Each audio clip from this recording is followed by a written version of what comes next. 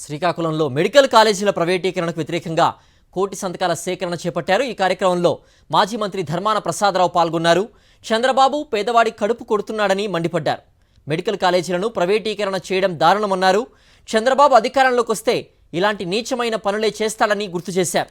గత నెల రోజులుగా ఆరోగ్యశ్రీ పథకాన్ని కూడా ఆపేయడం దుర్మార్గమని ఆగ్రహం వ్యక్తం చేశారు.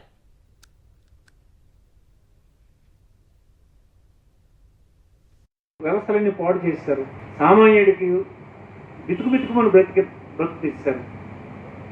ఏదో ఒక ప్రభుత్వ కార్యక్రమం సహాయం అందించేది ఉంటే ఆ ఊర్లోనే ఎవడో ఒక పెద్దకి టీడీపీ వాడికి సలాం కొడితేనే మళ్ళీ పాత పద్ధతే చంద్రబాబుది.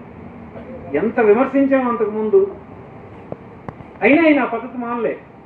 ఇప్పుడు అలా మళ్ళీ అదే తెచ్చాడు. అందుకు ఆయన పద్ధతి ఆయన మారడు. ఆయన ఎన్నాళ్ళైనా ఆయన పద్ధతి అయిందే. ప్రపంచం అంతా మారిపోతుంది. స్వేచ్ఛగా చేయాలి. పక్కన ఒరిస్సాలో లేదు, తెలంగాణలో లేదు, ఎక్కడ ఉంది.